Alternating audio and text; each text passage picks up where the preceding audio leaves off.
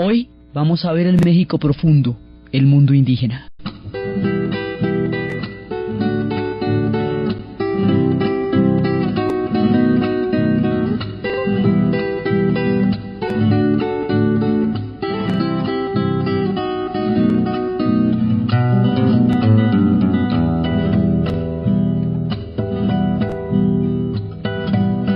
La Huasteca está de luto, se murió su guapangue.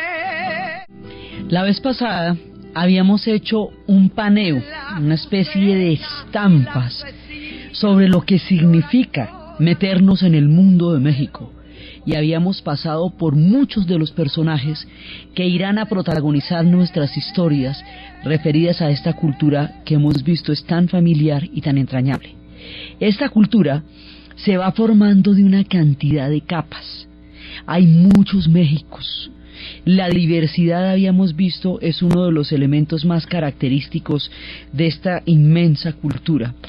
Y el punto de identidad, la matriz, aquello de donde se deriva el inconsciente colectivo, el imaginario histórico, el hilo conductor entre el pasado y el presente, lo que con más fuerza habita el corazón de los mexicanos, es el mundo indígena, lo que llaman el México profundo.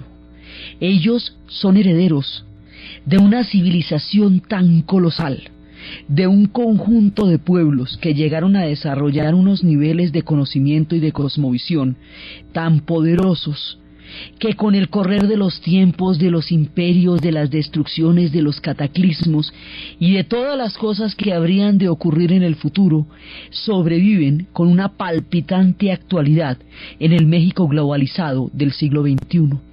Sobreviven en el alma de ese pueblo en una cantidad de elementos que no podrían explicarse sin este mundo indígena. Es tan colosal que terminó sobreponiéndose a todo lo que vendría después, y eso que lo que vinieron después fueron realmente confrontaciones de un nivel gigantesco que habrían de tener estas antiguas civilizaciones. Entonces, entender el mundo del mundo indígena es llegar a la conclusión de que eso es fundamentalmente donde está montado el mundo mexicano. Después van a pasar muchas cosas, después serán el corazón del Imperio Español, después vendrán muchas diferentes influencias, pero ese mundo, el mundo indígena, es el punto donde emana la vibración histórica y la fuerza de la nación mexicana.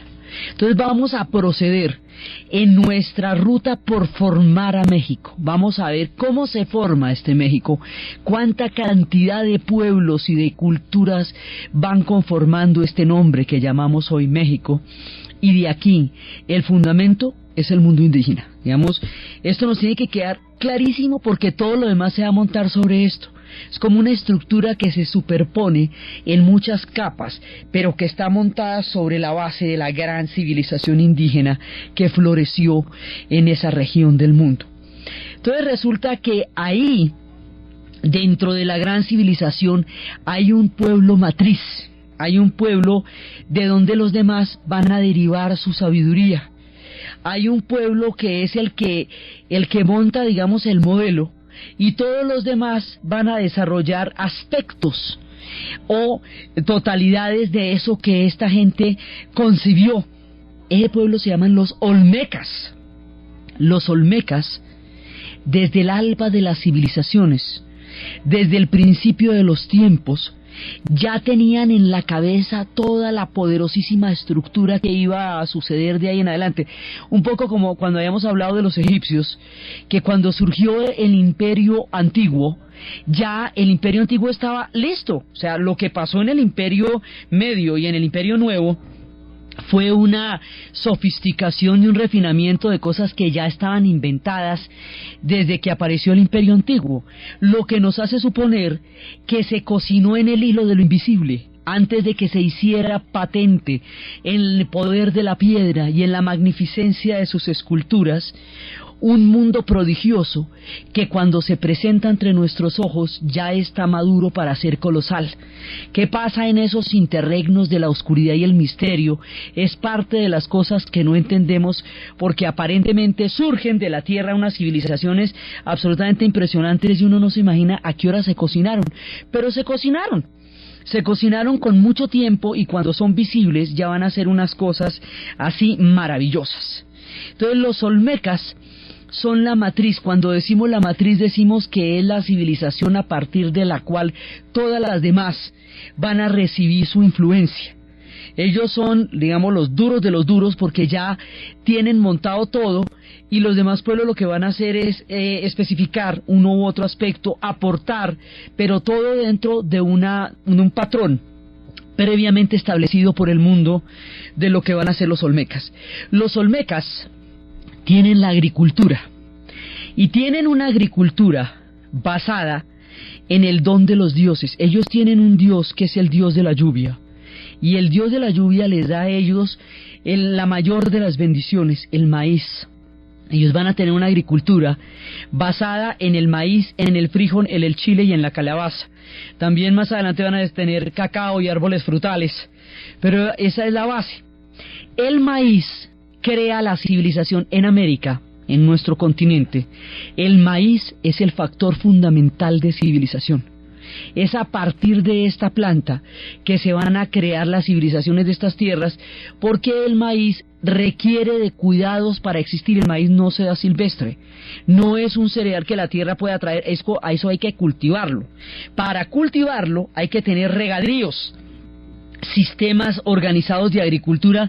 Estamos hablando de cosas que sucedieron más o menos en el año 1400 antes de Cristo.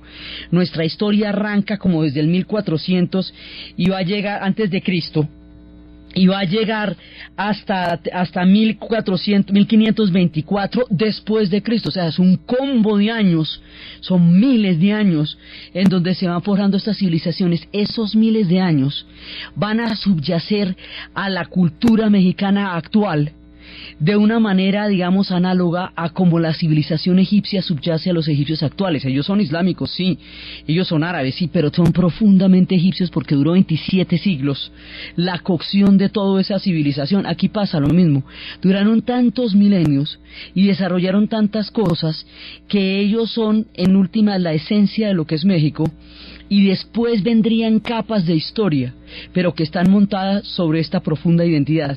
Entonces, cuando ellos entran en el tema del maíz, ahí es donde se nos pone seria esta civilización.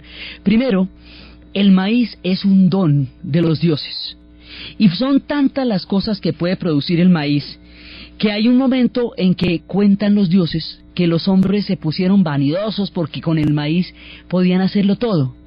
Y se olvidaron de sacrificarles, y se olvidaron de orarles, y se olvidaron de tenerlos en cuenta. Entonces los dioses se sintieron, porque los hombres estaban muy sobrados con el tema del maíz y ya no los miraban.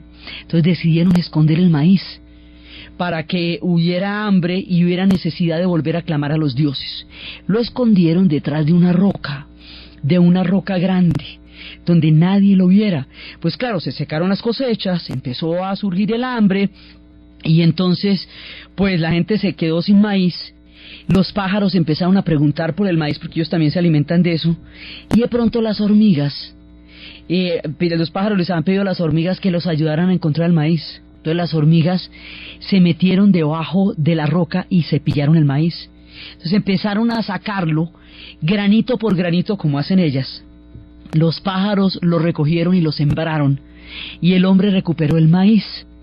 Entonces los dioses le dijeron a las hormigas que por qué se han metido de zapas si ellos habían escondido a propósito el maíz, un poco como Prometeo, ¿no? O sea, que se pusieron a dar una cosa que los dioses habían decidido castigar.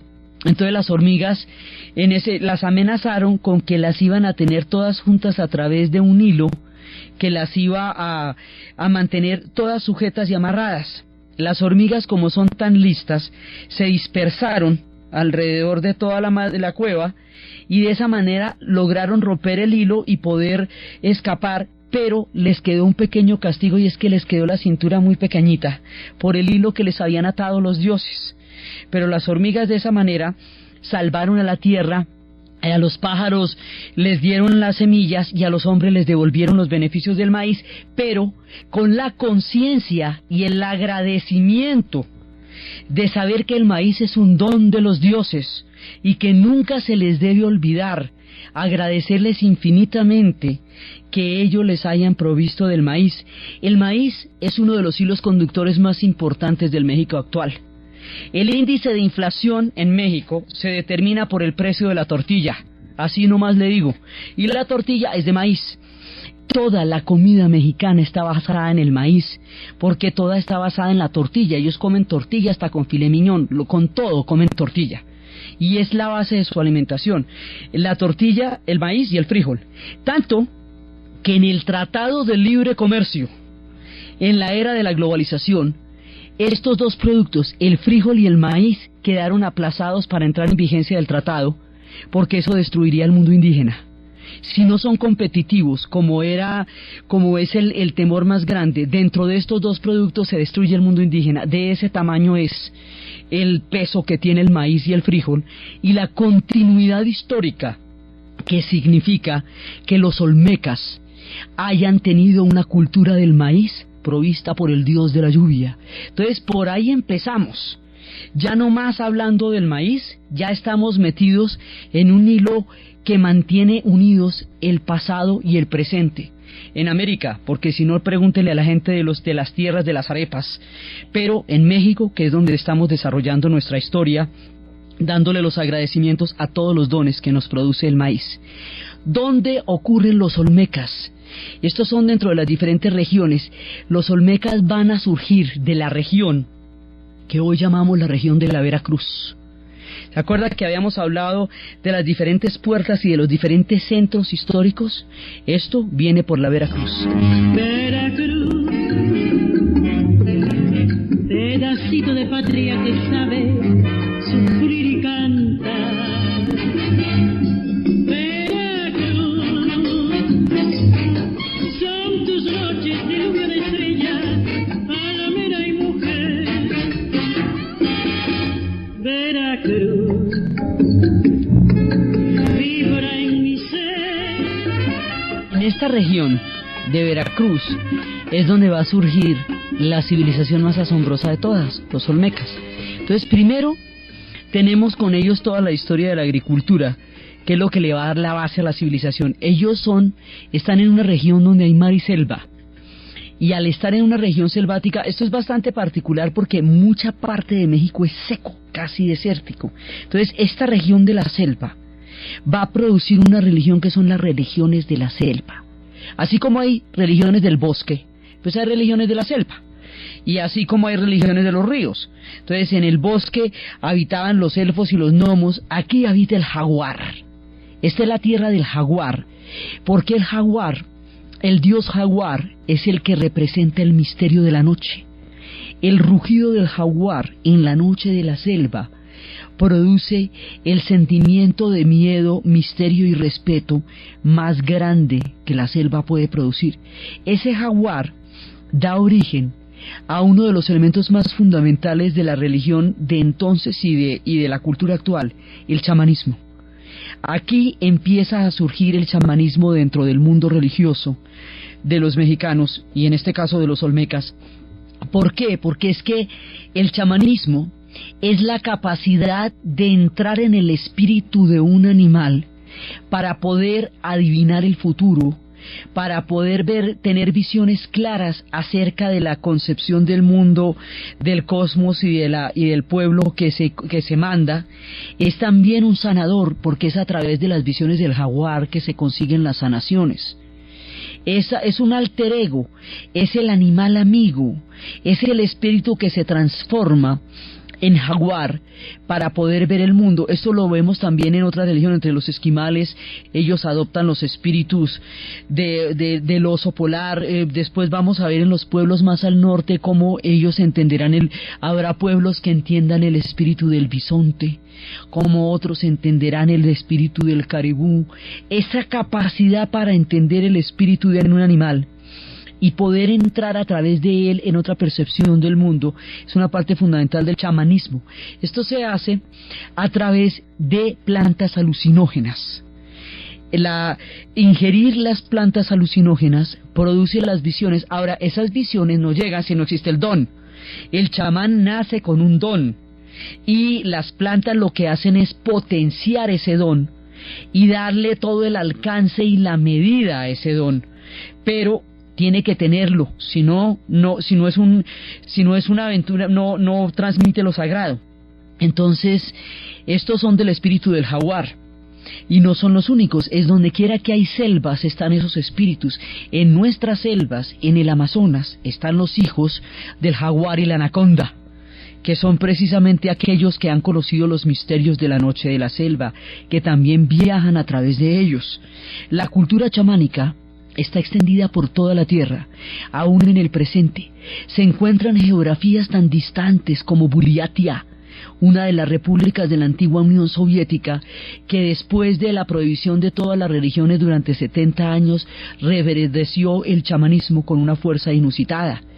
Se encuentra en muchas regiones de la Tierra. En la época moderna, quienes para los legos informaron un poco qué era el chamanismo eran las lecturas de Castañeda, de Carlos Castañeda, todas las aventuras con el Nahual y con Don Carlos y todas las historias de Ixtlán y todos estos viajes, era para explicar en la actualidad qué significaba el chamanismo. En el México contemporáneo, el chamanismo sigue teniendo una fuerza muy importante y sigue habitando la cultura. Ellos tienen una herencia indígena actual muy grande y una diversidad de grupos impresionantes, y todos estos hilos del pasado se mantienen.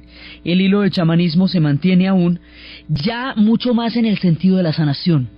Con las civilizaciones modernas, el chamanismo tiene más un sentido sanador, pero en esa época las visiones son importantísimas para poder guiar el universo y el cosmos, porque el chamán es, digamos, aquel que tiene acceso a otros planos de la divinidad y de los mundos, y que el acceso a otros planos le permite ver otras formas de la realidad, otros planos de la realidad a través de los cuales puede tener una visión mucho más completa del cosmos y guiar a su pueblo.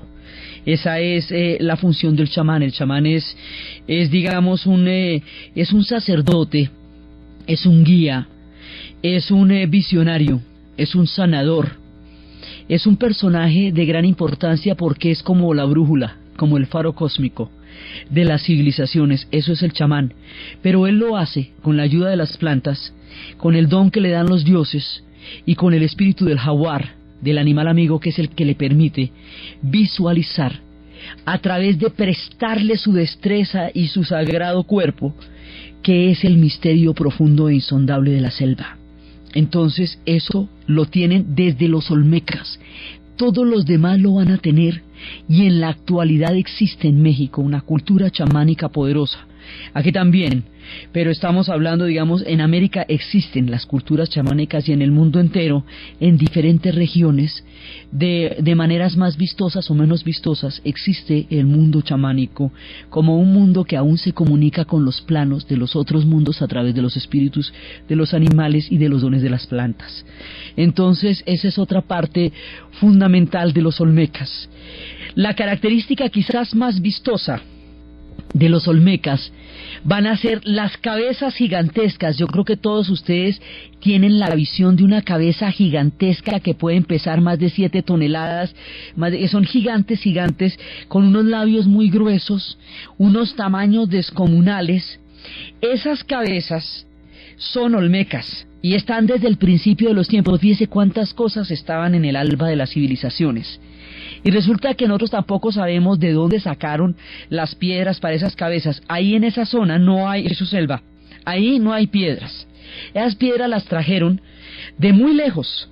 Y es tan inexplicable la llegada de esas cabezas para hacer esas piedras a esa región, como la llegada de las grandes piedras de Stonehenge en Inglaterra, o como estas piedras que han llegado desde destinos muy remotos, cuyo transporte no sabemos exactamente cómo es. Aquí hay muchas cosas que se saben y muchas que se ignoran. Una de las que se ignoran es cómo llevaban esas cabezas hasta allá. Entonces ellos empiezan a desarrollar un arte monumental. Cuando empiezan a desarrollar ese arte monumental, esas gigantescas cabezas empiezan a ser visibles para nosotros. El mundo del jaguar no nos resulta tan visible como sus enormes cabezas. Sin embargo, es tan tangible y tan concreto dentro de la cosmovisión de los olmecas como las cabezas que vemos. También tienen otra forma de arte que le dicen baby faces, es un arte terracota, y son una cantidad de figuras que representan caras de niños. Y esas figuras que representan caras de niños representan una cantidad de formas de la vida cotidiana de ellos. Entonces también tienen ese tipo de arte, es monumental, o también puede ser así mucho más pequeño, porque estos baby faces son mucho más pequeños, y todo eso van siendo parte del universo de los olmecas. Entonces ellos van generando todas estas cosas. Ellos ya tienen un secreto que los mayas van a desarrollar hasta límites impresionantes. Esta gente, en el plano de lo abstracto, conoce el cero. Y al conocer el cero, se sabe un chisme que no se sabe casi nadie. Occidente no lo conoció. Después, cuando estemos viendo la magnificencia del calendario maya, entenderemos la importancia del cero. Por ahora decimos que eso está desde los olmecas. Ni los griegos ni los romanos lo conocieron jamás, pero ellos ya lo tenían desde el alba de los tiempos. Es que mire cómo están montadísimos ya en tiempos muy remotos, desde el puro comienzo de la civilización. Esto ya la tienen pero clarísima. La tienen clara en el arte, en la cosmovisión, la tienen clara en todas esas partes. Entonces esta es la primera gran cultura, que es la cultura de los olmecas. Sobre esta base va a montarse todo el mundo de lo que van a ser las diferentes civilizaciones indígenas. Ellos ya conocían el maguey, y del maguey era que podían sacar el pulque y el mezcal, más adelante el mezcal, y ya conocían la magia del nopal. Del nopal van a sacar los colorantes, y los colorantes son fundamentales para toda la vestimenta de ellos. Entonces ellos tienen todas las cosmovisiones, tienen un dios principal, que es el dios, pues aparte del dios Yuya, ellos tienen el dios Sol. Ya tienen el dios Sol, ya lo tienen claro, que es desde el Sol desde donde viene todo. Tienen las parejas creadoras, que son duales, lo femenino y lo masculino, la tierra y el cielo, la muerte y la vida. Ya tienen los dioses de los muertos. El dios de los muertos, ese todavía existe en la cultura mexicana y viene desde estas épocas. Actualmente, ellos todavía tienen un rito importantísimo, que es el dios de Mictlantecuhtli, porque este dios, el dios de los muertos, es el que lo referencia con diferentes planos. O sea, para ellos, la vida y la muerte tiene puntos en que se tocan y se unen. En los días de los muertos, en el 1 de noviembre, los muertos vienen a visitar a los vivos, con un carácter entrañable, cariñoso, parcero, de llavería. Vienen a visitarlo, por eso hay que hacer cantidades de calaveras, porque los muertos comen de las calaveras, los vivos comen de las calaveras. En las tumbas se van a visitar a los parientes y a charlar con ellos y a compartir el mezcal y el pulque. La fiesta es uno de los cohesionantes de la identidad histórica actual de México, el Día de los Muertos, y viene desde estas épocas. Se ha mantenido a lo largo del tiempo y es un plano distinto de la muerte y de la vida, porque no son planos separados, ni son planos irreconciliables, sino son puntos que se van encontrando periódicamente una vez al año, para que unos y otros se cuenten qué ha pasado a lo largo del año, el Día de los Muertos. Eso viene desde el tiempo de los olmecas. Y por el otro lado, o sea, los olmecas ya dejan todo esto montado, y después de todo, y tienen sus diferentes soles, y tienen sus elementos, y tienen un panteón absolutamente profundo y estratificado, y tienen el Parque de los Colosos. El Parque de los Colosos de las Ventas en Tabasco tiene unas estatuas inimaginables, tienen los colosos de piedra, y ya tienen todo esta, digamos, todo este sentido ya está en los parques, ese parque todavía está ahí, todos estos monumentos se conservan. Entonces en el parque está ahí, ellos están rodeados de un mundo que deja los testimonios de toda su riqueza y de toda de toda la monumentalidad. Entonces tienen los terracotas y tienen un arte de joyería que es muy importante, que es la piedra de jade. El jade con el tiempo se va a convertir en la moneda, en el comercio, así como los pueblos bálticos tenían el ámbar, así como los pueblos de la China tenían la ruta de la seda, o los pueblos de la Arabia Feliz la ruta de los inciensos. Aquí existirán las rutas del jade. Y las rutas del jade son unas rutas fundamentales porque para ellos lo importante no es el oro es un adorno. Lo que es importante en términos comerciales es el jade. Después, cuando se encuentren con los españoles, no van a entender de qué se trata todo ese misterio con el oro, porque para ellos no tiene ningún significado comercial.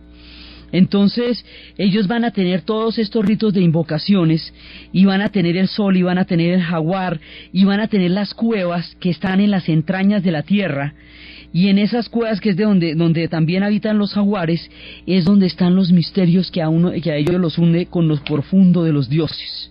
Ahí están los cultos y los símbolos, los disfraces, que es lo que significa cuando el chamán entra en el mundo del jaguar. Utiliza el disfraz, es decir, el espíritu del animal para conocer el mundo. Entonces, esto ya lo tienen perfectamente claro los olmecas, y lo tienen desde el comienzo de los tiempos. Así que aquí arranca la matriz. Después de eso, desde el punto del Atlántico de la Veracruz, nos vamos para el otro lado, que hemos visto que esto tiene dos puertas. Nos vamos para el otro lado, o sea, para el Pacífico. México es como una J invertida.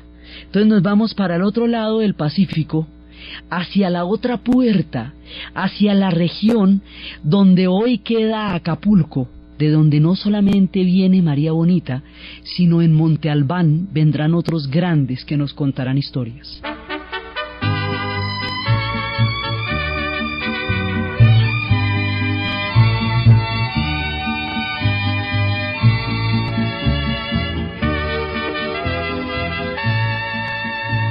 Acuérdate de Acapulco, de aquellas noches, María Bonita, María del alma. De este otro lado de las regiones mexicanas, ya viniéndonos hacia el Pacífico, ahí surge la civilización de Monte Albán. Y en Monte Albán van a surgir unos poderosos que, tomando la matriz, todos van a tomar la matriz de los olmecas, van a aportar lo suyo.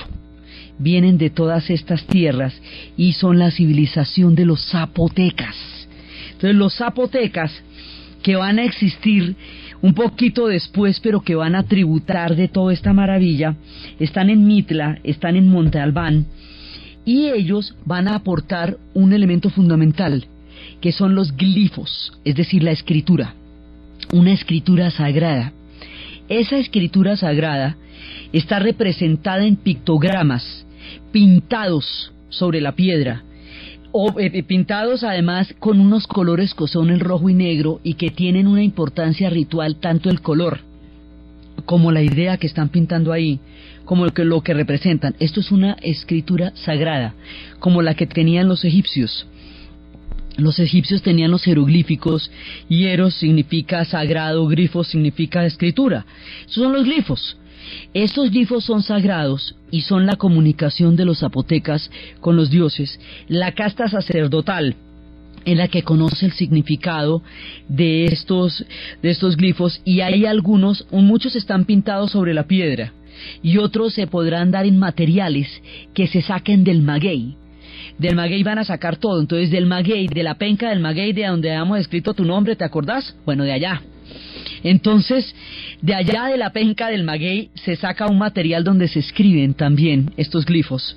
Y ese es el aporte de los zapotecas. O sea, ellos suman a toda la herencia de los olmecas, van a sumar esta parte de la escritura. Entonces esta parte de la escritura va a ser fundamental y va a empezar a desarrollar aún más esta gran civilización. Y al mismo tiempo, o sea, aquí hay culturas que son sucesivas, pero también existen simultáneamente, o sea, existen las antiguas civilizaciones, otras van viniendo después, pero cuando llegan las de después, las otras todavía sobreviven. Esto coexiste en muchos planos, son diferentes pueblos que se van influenciando los unos a los otros y que van ocurriendo en los tiempos. Entonces, primero tenemos la idea de los olmecas, que los situamos más o menos desde el 1500 como antes de Cristo, como hasta el 1000, como hasta el 100 antes de Cristo vamos situando los olmecas. Luego la gente de Monte Albán, los zapotecas, que van surgiendo más o menos desde el 200 antes de Cristo hasta el 500 después de Cristo. Se van formando los zapotecas y van creando una cultura muy importante.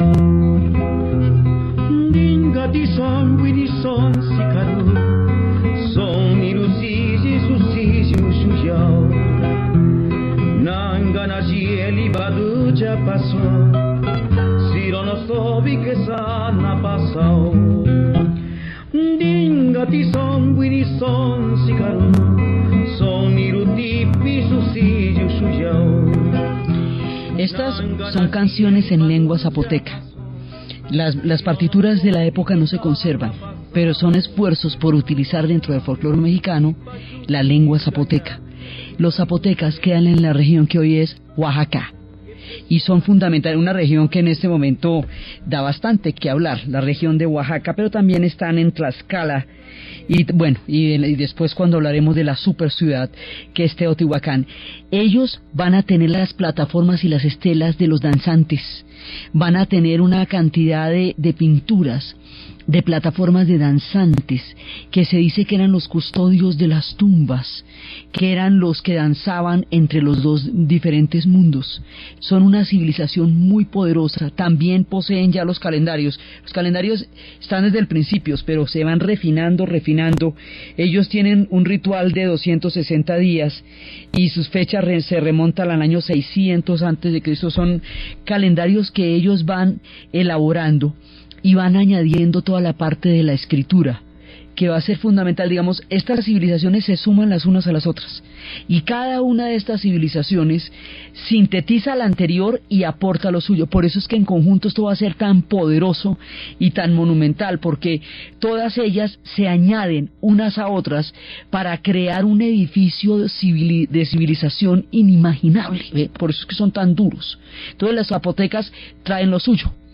Y aunque todos ellos tengan el juego de la pelota, en todos estaba presente desde la época de los olmecas. Hay unos que quedan al otro lado porque estas civilizaciones van y vienen en las diferentes regiones de México. Nosotros las vamos a recorrer en diferentes tiempos porque están por todas partes, o sea, no hay una sola región que fue la que se desarrolló, sino que, como habíamos dicho, esto tiene distintos centros. Entonces habíamos empezado con uno que era en la Veracruz, nos habíamos vuelto hacia el Pacífico para estar en este que queda entre las zonas de lo que hoy es Oaxaca, pero más arriba, al otro lado, otra vez en el Atlántico, queda una civilización que se llama Tajín.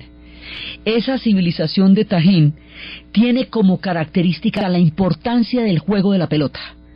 Para ellos esto sí era fundamental. En esa ciudad, en ese punto de civilización de Tajín, hay más de 11 estadios, que dadas las proporciones de población de la época, es como si allá quedaran el Maracaná, la Bombonera y el Wembley, sí, los grandes estadios, porque eran los fanáticos de juego de la pelota.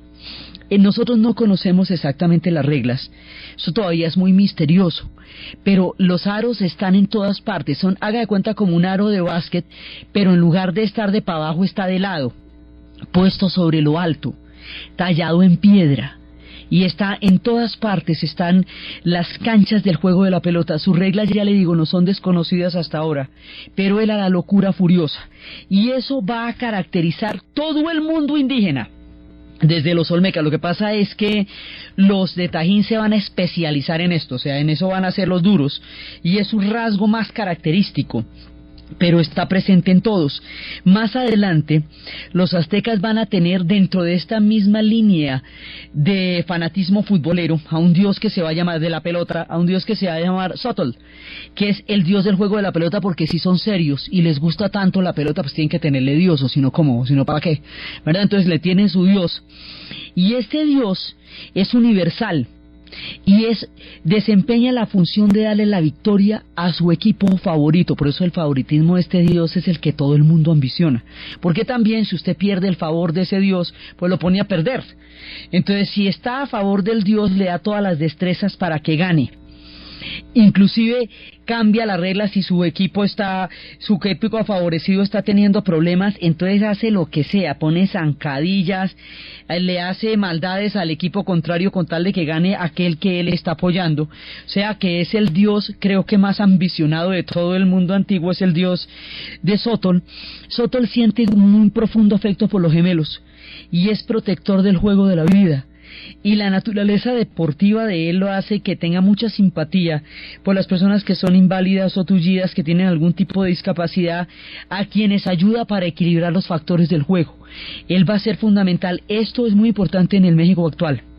Ellos tienen una cantidad de ligas de fútbol que son las que más les gustan a ellos. No es que no les gusten los mundiales, ni es que no les gusten las copas internacionales, pero las ligas interiores son importantísimas y todavía se llaman como se llamaban antes, el Puma o el Jaguar. Todavía se llaman ancestralmente. Desde esta época México está jugando pelota. O sea, desde siempre, desde los olmecas, están jugando pelota. Pero el sitio más llamativo son los estadios construidos en Tajín, una civilización que se dedicó completamente al juego de la pelota. Entonces, ahí nos vamos con ellos. Por el otro lado, hacia el sur, viene un mundo que es el más asombroso de todos, que es el mundo maya. Entonces, los mayas también beben de las fuentes de los olmecas, también van a ser importantísimos en ese sentido, pero ellos se desarrollan al sur.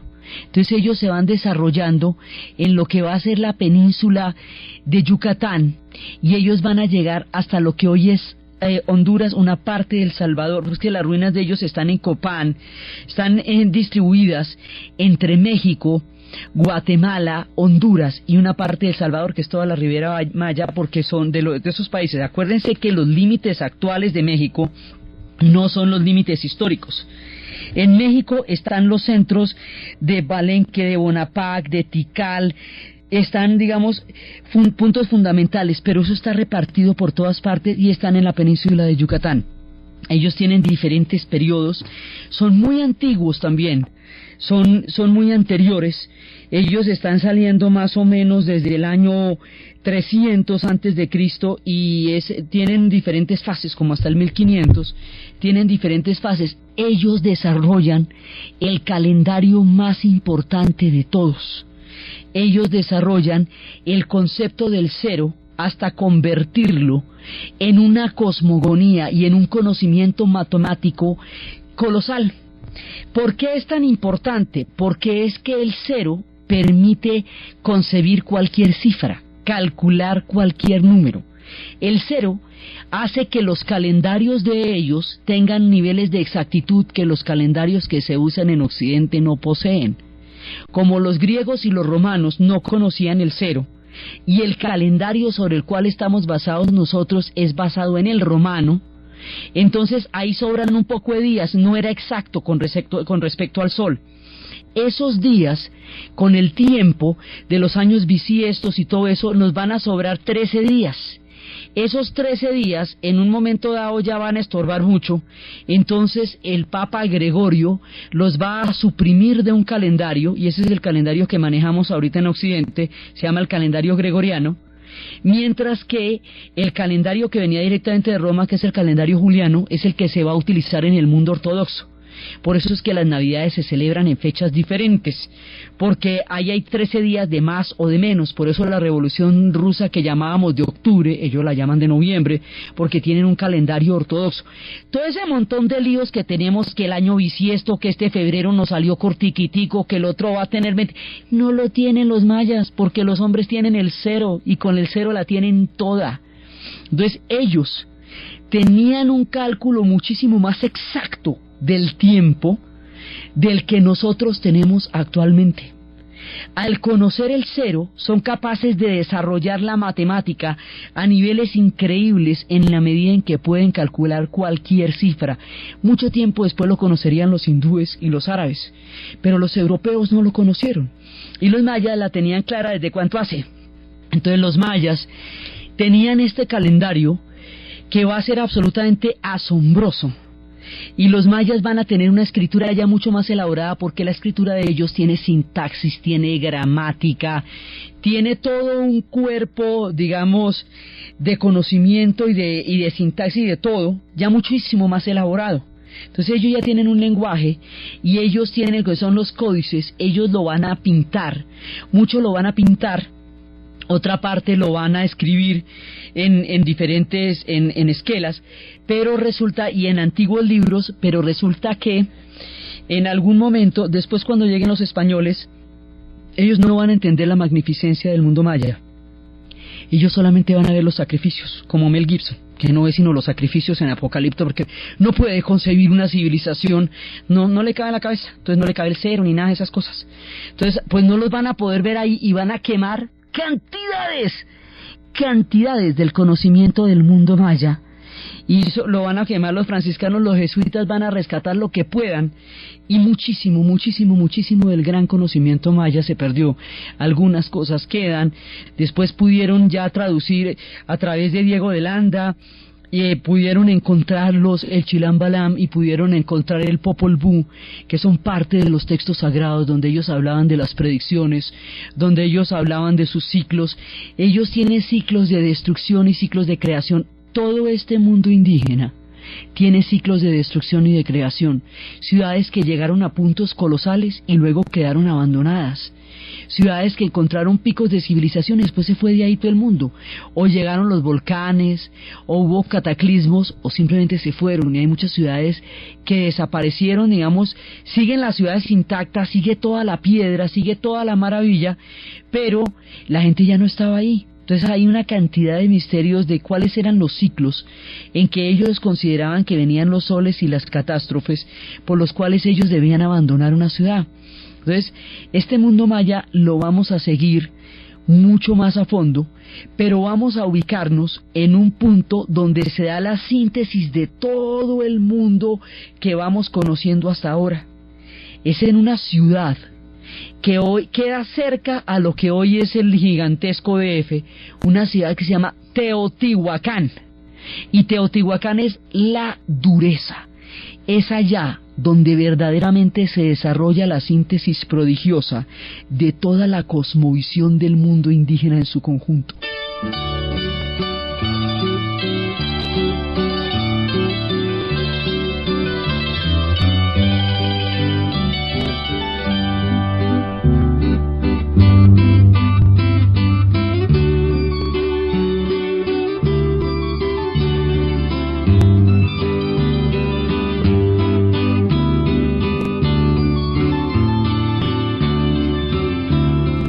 Teotihuacán es donde se da la síntesis de todo el cúmulo de conocimientos y civilizaciones. Ahí es donde encontramos con toda claridad ya que han existido 4 soles de 4 épocas de tierra. Cada uno de estos soles corresponde a un elemento. Hay un sol de la época de la tierra, del agua, del fuego, del aire. Cada época muere para ser recreada de nuevo. Cada ciclo se repite, un ciclo de creación y de destrucción, y cada vez que un ciclo empieza de una manera mejor. Hay un concepto evolutivo. Cada ciclo tiene su cielo y tiene su infierno. Son 4 las regiones, como 4 los puntos cardinales, como 4 los colores básicos, como 4 el número mágico. Es todo, el 4 es alrededor de lo cual se va a dar, y hay un quinto sol que se supone que era el último de los soles, o por lo menos el sol en el que estarían en la época en que llegaban los españoles. Ellos tienen una cosmovisión basada en el sol. Ahora sí, habíamos hablado de la diosa lluvia, ahora hablamos del sol. Había 2 tipos de soles. Había un concurso para crear el gran sol, y había un personaje que era vistoso, chicanero, plumoso, tremendo, y había otro que era como contrahecho, como chiquito, como pequeñito, como maluquito, ahí no era nada vistoso. Entonces uno de ellos tenía que crear el gran sol y tenía que sacrificarse. La idea del sacrificio es fundamental. Tenía que sacrificarse. Entonces, a la hora de echarse en el fuego para poder crear el sol, a la hora del té, el chicanero, el propio, empieza a quitarse de la idea porque ya la ve muy encima, entonces empieza como el chapulín, que sí me voto, y como que se va a votar, y mientras tanto el chiquito, el que estaba todo contrahecho, se vota de una, o sea, sin agüero, se va esbotando y no le va a buscar el quite a la situación, se sacrifica. Ese chiquito contrahecho humilde que se sacrifica se va a volver el gran sol. Y el otro, el chicanero, el que empezó a buscarle el quite a la situación, se va a volver la luna. De manera que por su acto de chicanería y luego de diletancia, va a quedar condenado a estar siempre iluminado por el gran sol, que era el que originariamente era el chiquito, y a no tener luz propia, porque la luna depende de la luz del sol. Entonces, sobre estas creaciones de los soles, ellos van a tener la pirámide del sol y la pirámide de la luna en la ciudad de Teotihuacán. Esta ciudad va a ser importantísima. Ahí está el corredor entre las pirámides. Ellos tienen pirámides escalonadas, pirámides que tienen una forma diferente a las egipcias. No son cónicas, sino que son hechas de diferentes lados, porque estas pirámides representan volcanes. Ellos están en zonas volcánicas, por lo tanto es alrededor del mundo de los volcanes donde se van a inspirar sus pirámides. Todas estas pirámides tienen cosmovisiones, y lo mismo se especula sobre ellas, que corresponden con un ciclo de las estrellas, que están comunicadas entre sí, que son conocimientos astronómicos que se nos escapan, los que inspiraron la construcción de estas pirámides. Todas las leyendas están alrededor de esto. Esta ciudad sería parcialmente destruida y abandonada, y solamente tiempo después, en el siglo XIX, un ciego, en la descripción de lo que se había encontrado, podría ver a través de la profunda oscuridad de sus ojos la luz de Teotihuacán, cuando le estaban comentando lo que Stevens y Catherwood descubrirían cuando llegaron a Yucatán, cuando en el siglo XIX intentaron redescubrir este mundo que quedaría perdido en el tiempo. En la misma época en que se descubrió Pompeya, se descubriría este mundo en el futuro. No podrían ni siquiera pintarlo, porque no era posible siquiera imaginar esos dibujos. No tenían ningún referente, no podían pintarlo como Vernon pintó a los egipcios. Catherwood no podía pintar este mundo porque le resultaba completamente incomprensible, porque no había jaguares en el sitio donde él vendría. Más adelante, cuando le cuenten a este ciego de las cosas que vieron en ese siglo XIX, él diría: falta una ciudad, y la vería de manera luminosa, y esa era la ciudad de Teotihuacán. Teotihuacán va a ser la luz de todo, la síntesis, el momento más alto, el momento más profundo, el pico de civilización, y es allí donde se van a explicar, a partir de los soles, vamos a entender qué sentido tenían los sacrificios y qué sentido tenía lo sagrado para ellos y por qué eran necesarios los sacrificios.